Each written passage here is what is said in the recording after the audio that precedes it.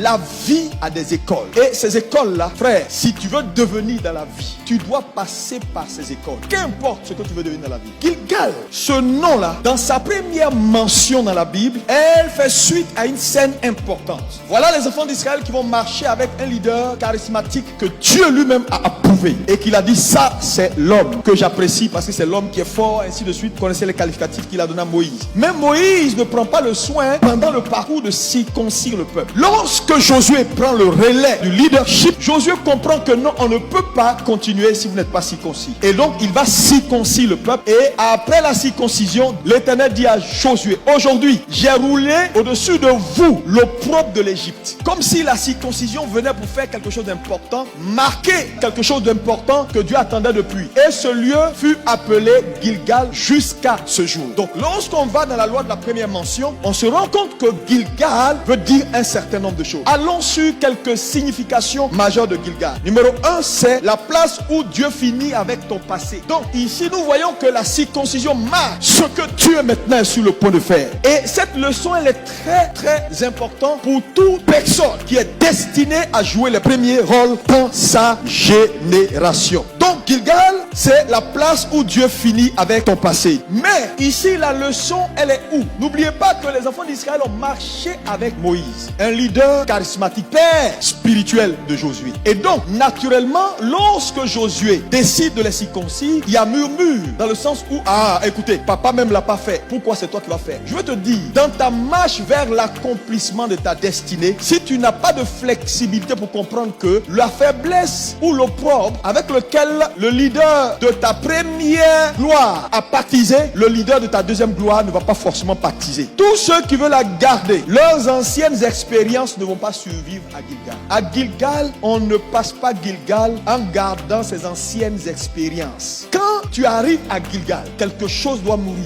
Deuxième signification de Gilgal, c'est le lieu de la correction ou le lieu des ajustements. Tes expériences dans le ministère ou l'accumulation d'expériences dans le ministère ne vaut rien à côté de la formation qu'un leader te donne. Est-ce que vous savez que quelqu'un peut avoir 10 000 expériences et ne pas avoir le niveau de quelqu'un qui a la formation, qui est mature? Il n'y a pas un peuple qui a eu autant d'expérience qu'Israël, mais ils ne sont pas entrés dans la terre promise. Si expérience faisait entrer, eux seraient entrés premiers. Ton incapacité d'observer ton leader pour apprendre dans une soumission totale va faire que tu vas manquer de clarté. Et comme tu vas manquer de clarté, sur certaines instructions, tu vas faire des choses qui ne vont pas rencontrer son assentiment. Toi, c'est l'école ou le lieu de la nouvelle identité. Parce que lorsqu'il parle de « je vous ai circoncis », l'opprobre de l'Égypte est sorti. C'est comme s'il leur donnait une nouvelle identité. Donc, Élie était dans cette quête-là de savoir qui est digne. Il y a de porter le flambeau que je porte parce que là je suis sur le point de partir. Donc il passe le test de Gilgal qui est le texte de la où on oublie son passé, où on décide de laisser le passé pour avoir un futur, le test de la correction, la soumission et le test de l'identité où on prend conscience de qui on est devenu désormais. Quand ces trois éléments sont faits, il passe à Bethel. Mais à Bethel, il y a quelque chose d'important qui se passe, c'est que Bethel est le lieu de la rencontre avec le Dieu de ton père. Parce que n'oublie pas que c'est à Bethel que Jacob rencontre le Dieu de son père. Le père Abraham qui a été à Bethel et qui a ouvert une porte spirituelle sur Bethel en bâtissant son autel. Plus tard, son fils rencontre là le Dieu de son père. Ici, qu'est-ce que cela veut dire? Tu ne peux pas connecter avec une grâce supérieure si tu n'as aucune idée du Dieu qui a mis cette grâce-là là-bas. C'est pourquoi vous allez voir que lorsque Moïse meurt, Dieu arrive à Josué et il est très clair. Il dit: Moïse, mon serviteur, est mort. Josué, serviteur de Moïse. Je suis le Dieu de ton père. Maintenant que ton père est mort, j'ai le droit de parler et d'échanger avec toi. Mais durant tout le temps où Josué a suivi Moïse, Dieu n'interagissait qu'avec Moïse. Je veux dire quoi à quelqu'un? Le Dieu du Fils est le Dieu de son père.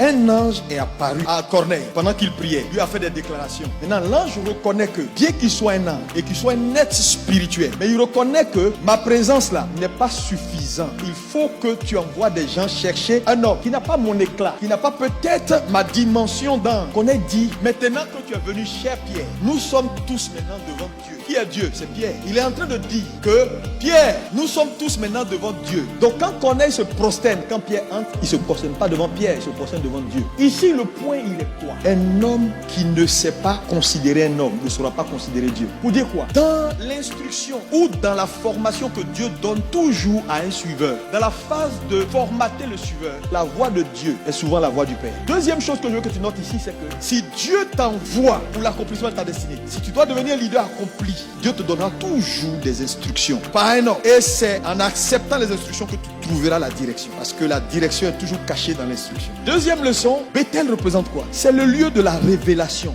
C'est à Bethel que Dieu se révèle à Jacob. Mais en fait, quand je parle de révélation ici, c'est quoi? Jacob fait une déclaration grave. Il dit, et Dieu était ici et je ne le savais pas. Ma prière pour toi qui me regarde ce matin, que cette phrase-là ne sorte pas de ta bouche un jour. C'est le lieu où Dieu te donne de la révélation, du discernement pour ne pas mépriser ton parcours actuel. Donc, les occasions que Dieu te donne d'apprendre et d'être serré, d'être coincé, demain, tu vas apprécier ça bien. Dans la vie, quand Dieu veut t'envoyer loin, laisse Dieu te préparer. Parce que les expositions, ça peut te tuer vite. Pourquoi cette génération est si pressée? Pourquoi cette génération ne veut pas suivre le chemin que Jésus a donné? Bethel, c'est le lieu où Dieu va te faire apprécier chaque expérience dans laquelle tu passes. Troisième et dernière leçon de Bethel, c'est le lieu du souvenir. La Bible dit que ce soit père, que ce soit fils, quand ils sortent de Bethel, ils bâtissent là un hôtel. C'est le lieu où on pose des actes pour préserver son futur. Quand Dieu intervient, que tu sais que Dieu est là, frère, bâtis un hôtel. Les hôtels sont des lieux de rappel, de souvenirs. Il y a des actes quand tu les poses, elles balisent ton futur. La Bible dit Abraham a fait ça 2 fois à Bethel. Il a bâti des hôtels, des mémorials. Quand son fils rencontre Dieu et puis il dit, donc Dieu est ici. Il prend lui, il bâtit là un souvenir pour activer la mémoire de Dieu. Partout j'irai. Seigneur, souviens-toi de moi. C'est pourquoi les hommes qui savent sacrifier la nuit, c'est eux qui règnent le jour. Troisième station. Quand Élisée passe Bethel, il envoie Élisée à Jéricho. Ici, qu'est-ce que vous pouvez retenir de Jéricho? Jéricho est le lieu des instructions détaillées. Ça veut dire quoi? Quand tu arrives à Jéricho, c'est le lieu où Dieu va te donner maintenant des instructions. Deuxième leçon qu'on peut apprendre de Jéricho, c'est le lieu de l'obéissance. Parce que Josué devait pratiquer chaque détail de ce que Dieu lui avait dit. Dieu lui a donné des directions claires. Il dit personne ne parle pendant le tour là. Ça dit il n'y a pas quelqu'un qui va faire le tour de Jéricho et puis va faire il n'y a pas ça. Parce que si tu fais du bruit, tu violes l'instruction. On dit on ne veut rien entendre. Vous voyez jusqu'à où obéir à Dieu n'est pas facile. Jéricho, c'est le lieu où on fait le distinguo entre le profane et le sacré. Parce que c'est à Jéricho, dans Josué 7, que Akan touchait à ce que Dieu lui a dit de ne pas toucher. Dans la vie, voler, c'est prendre en avance ou avant le temps ce que Dieu t'a promis. Parce que Dieu te dit, je vais te donner ça ici. Mais ici, là, si tu vois la même chose, il ne faut pas toucher. Tu es pressé, pourquoi? Le truc va dans ta maison, accoucher sur ton lit. Tu vois ça sur la route, tu veux prendre. On va t'appeler voleur. Mais quand tu vas prendre la même chose, là, on va t'appeler gentil, quelqu'un de bien. Enfin, Jéricho, c'est le lieu des combats stratégiques et tactiques. Donc, c'est à Jéricho que Dieu t'apprend à faire ce qu'on appelle la bataille stratégique et tactique. Tu sais pourquoi? Parce que quand tu vas arriver au-delà du Jourdain, la taille de tes ennemis va changer. C'est-à-dire, on ne devient pas dans la vie en gardant les mêmes ennemis. C'est pourquoi, sur le parcours, la leçon de Jéricho est très importante. Quand tu es minutieux, tu as la capacité de faire le distinguo dans les instructions détaillées. Quand tu es un homme obéissant, quand tu es un homme qui sait faire la différence entre le sacré et le profane, il est important d'être un homme de capacité spirituelle.